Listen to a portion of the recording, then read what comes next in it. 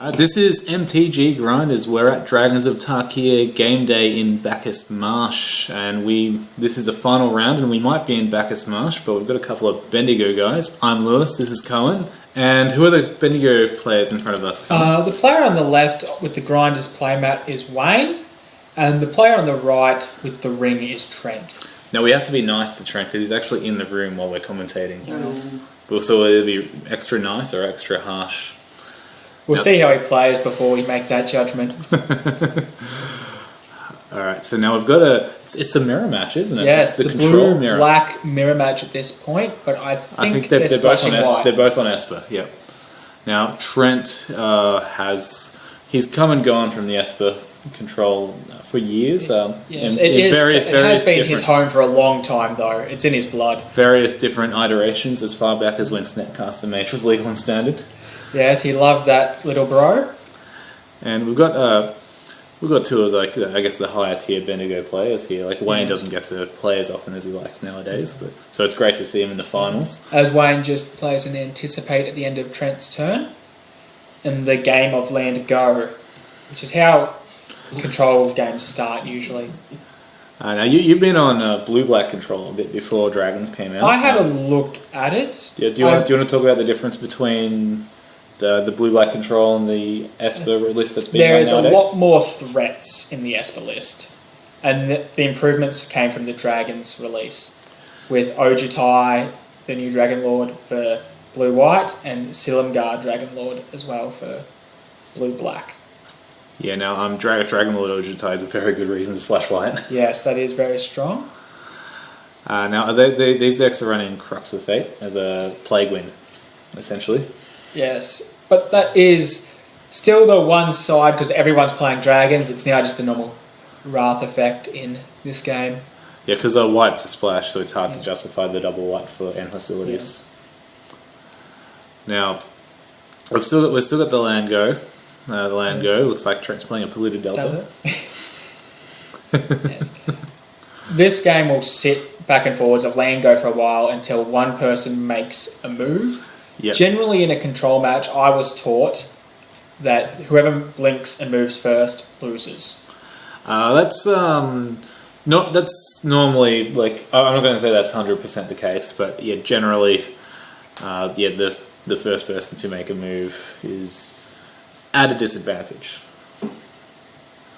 Now, it looks like Trent has missed a land drop and has discarded a Barb White, which is a card that he doesn't need in this matchup anyway. So. No. Land drops are huge. Yes, they're at 5 land, which in a normal match may seem like plenty to some, but they want to be at the 8-9 land. Yeah. Well, your win condition, when you resolve it, you really want to have some sort of counter magic backup. Is to protect it. Especially in the control mirror. Now, I know I've definitely played the control mirror against Trent many times over the years, and now Dave's got a Wayne's got a dig through time in hand that he was, well, it looks like considering, but chose not to. Trent has a hand that's got downfall, foul tongue invocation. I think I saw a gold card before he wrapped up his cards there, so I'm not sure what that is. That would have to be Probably a Dragon Lord of some description. They're all very terrifying. Now, of course, this is the return of a card very similar to the classic counterspell in this new format, Silumgar's Scorn. Which is blue. For those of you who haven't actually played with counterspell, it is a lovely card. It is double blue, counter target spell. Now, that was very powerful. That was a wonderful card that when they phased it out, which was many years ago now, Yes. I was very sad, but I understand I fully understand why they did it. In my mind, that is always opposing Lightning Bolt for some reason. It's just the two that match up as the versus. Well, both of those cards, their current iterations generally cost an extra mana. Or have a drawback. And we've got Silumgar's Scorn, which is counterspell with a drawback. And what's the drawback on? It's counter-target spell unless the opponent pays 1. If you control a dragon or reveal a dragon when casting Silumgar's Scorn, counter that spell instead. It looks like is that Wayne going to his cleanup step? Yes. And we've got a lot of land go. I didn't get a land. I'm going to discard this going on for the time being. It's a very, very fascinating match. Although Trent's got a thought seize. I don't think Trent's planning to make a move here, but he wants to get his bearings of where he's at. Yeah, well, he's playing the thought seize is basically a Gataxian probe, and if he can get rid of something, that's good. Well, he's now just seen two of he's the seen 2 cards. He's basically trading it with a counterspell, which I think is fine. Yeah, I think that is a good trade. I mean, okay, you're missing out on seeing the rest of his hand aside from that dragon. Yeah. But look, that's fine. That's what Trent probably expected. But he must be a bit worried too, knowing that Wayne does not want that spell to resolve. So he must have something. I feel like if Wayne would do the same to Trent, it would have been a similar situation though. Yes. Now, this will be a battle of resources, being your hand. So the big fight won't actually come over a dragon, but probably a draw spell. Yep. It'll be over the threats, over the draw spells, over the dig through time potentially. Sometimes in game 1 there are a lot of dead cards, so the draw spells sometimes aren't quite as strong as the threats in that situation. Dragon Lord's a word I cannot pronounce. Oh, which one? The 2 blue and 4 other draw. Dragon Lord's prerogative. That's the one, Lewis. That's the one that can't be counted. Yes, if you have a dragon. Which seems like it could be good in this matchup. Do you know if either of them are playing it? I know Trent was running that card the previous week, so he's probably still got it because it seemed like a pretty strong card. And he's giving us the thumbs up from behind us, so I think he is running it. Now, it looks like Wayne's going for Solemgar the Drifting Death. If this resolves, it's going to be a hard threat to remove as it's got hexproof. Yeah. Unless you play a Foul Tongue Invocation. Yes. But Wayne has got them dissolve mana up to deal with this. Yeah, let's find out if Wayne decides to fight over this though. Like, sometimes he's got more threats in his hand. He might want to just fire off a counterspell just to get rid of a counterspell on Trent's side, or as we're seeing now, he's letting it resolve so he can leave counter up. I think that's the stronger play. Yes, and Trent gains that valuable 4 life in this matchup. The most important resource in the control matchup. I don't think either player is too worried about that at this point. But Trent thought he might as well get in for the additional value and use the card to full effect.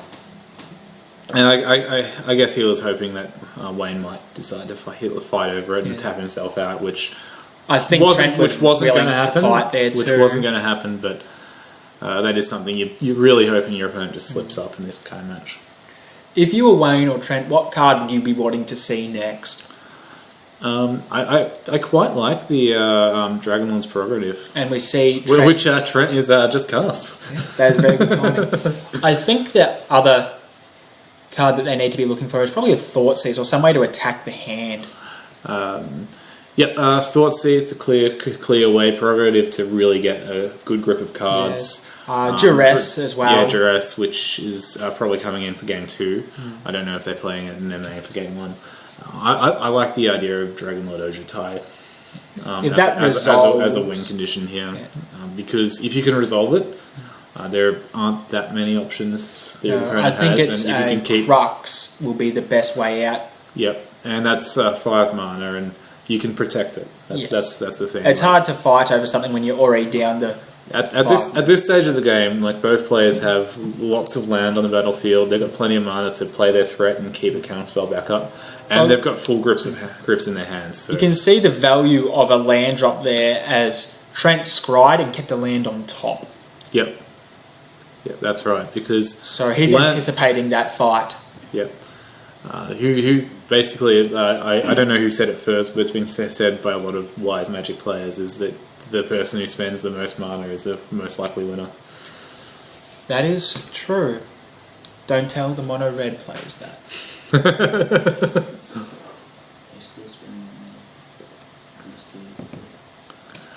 Alright, now we've got looks like Wayne's firing off a dig through time. Trent's waiting for him to delve everything. He's delving at everything except for his dragon, and looks like Trent's just let it resolve. Yeah, he's Trent's got He's probably more thinking about countering what Wayne gets from this dig. Yes. No, well, Wayne's thinking about it here. Trent with his... He's counting up his mana. It's always good when your opponent's thinking and you're looking across and they're counting their lands. I get nervous when that happens myself. You gotta have nerves of steel, man. Nerves of steel. Looks like Wayne's picked up the Thought Seize, and I don't see what the second card was, but Thought Seize is a very strong card. Like just get that information. Like information is pretty king in this kind of And we see Trent now flicking through his cards. Does he want to try and stop this and say no, or does he let it resolve?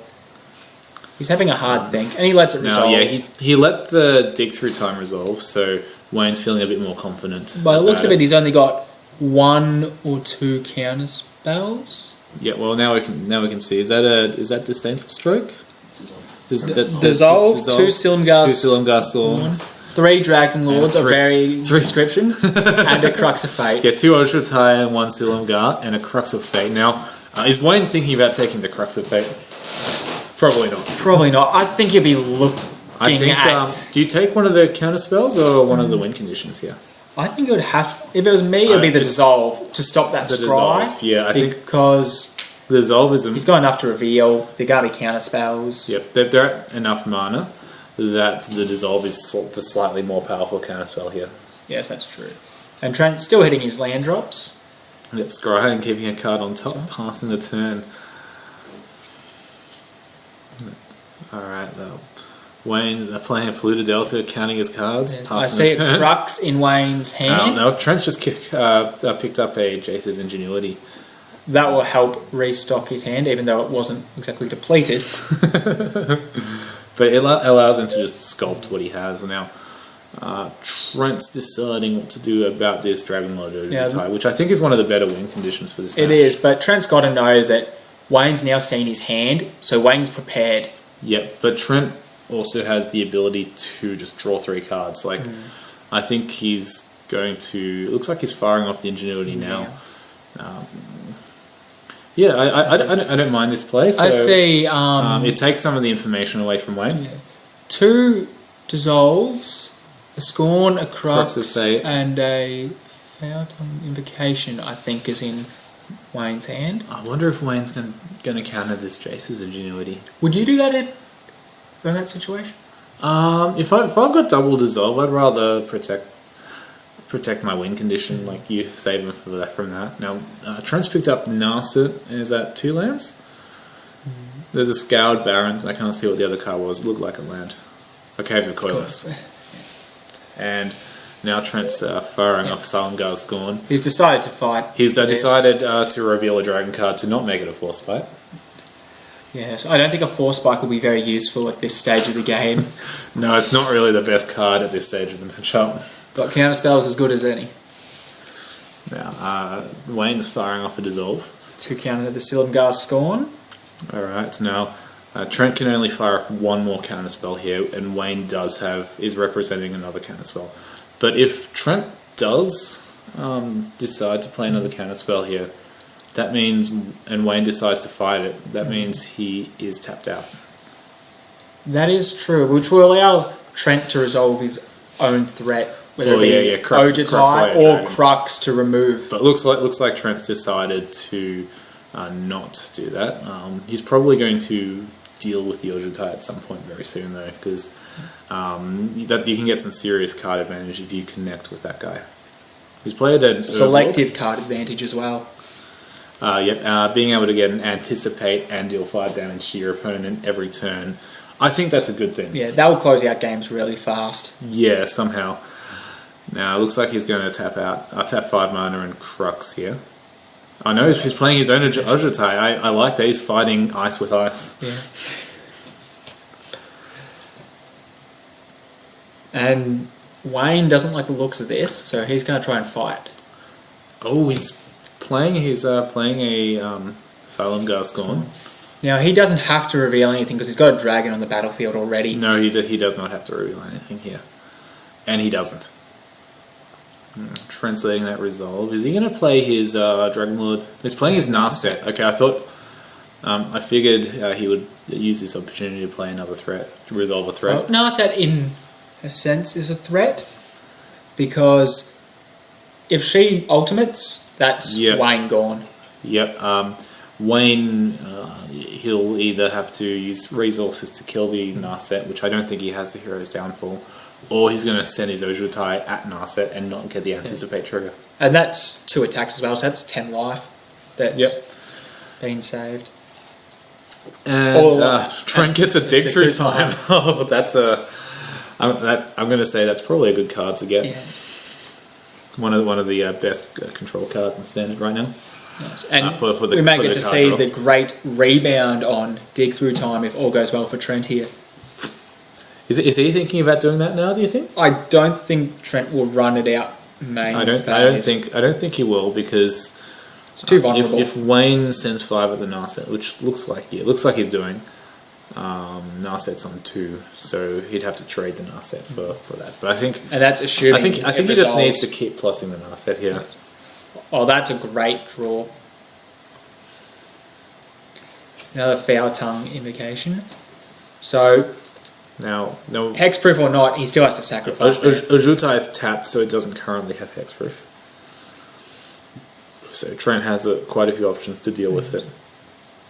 But he was able to, using Narset as bait, he was able to deprive Wayne of having an extra card in hand. That is very true. But Wayne's now got a lot of land open to defend. Yeah. They've both got what Trent's got 3, 5, 6, 7, 8, 9, 10, 11 lands on the battlefield, and Wayne has stacked his land in groups of 5, so he's got 12. It's easy to count that. Hear that, Trent? Take hints. And Trent's still got more land in hand.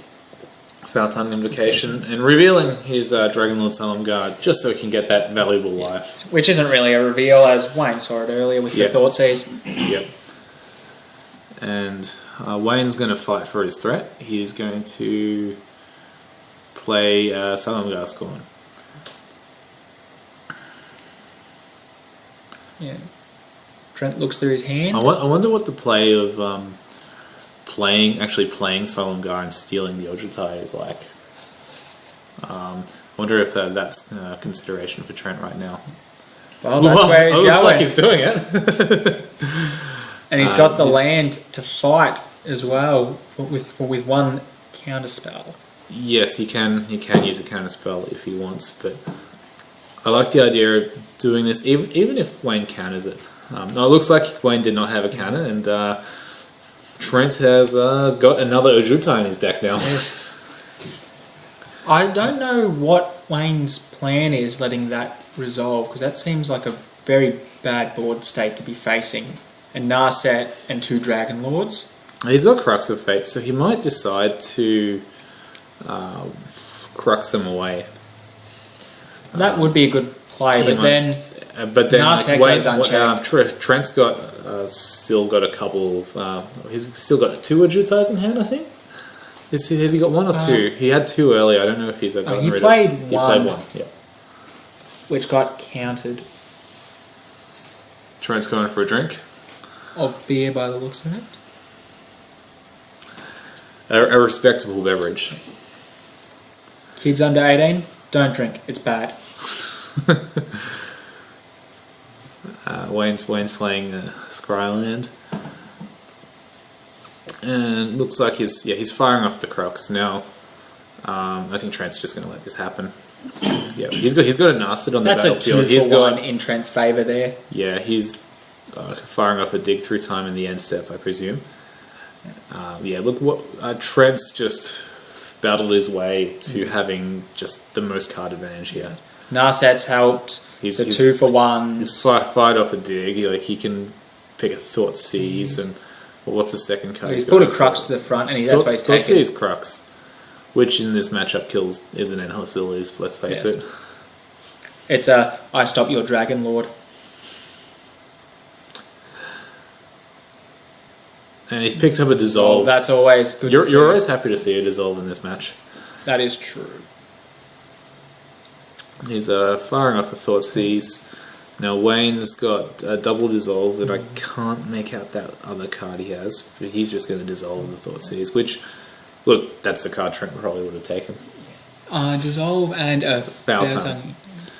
So Yeah. it's not a huge loss there. Dissolve. You get a scry. Wayne gets the scry, which is not irrelevant, but that's the card that Trent was going to take, and he's just saved himself 2 of that valuable life. Yeah.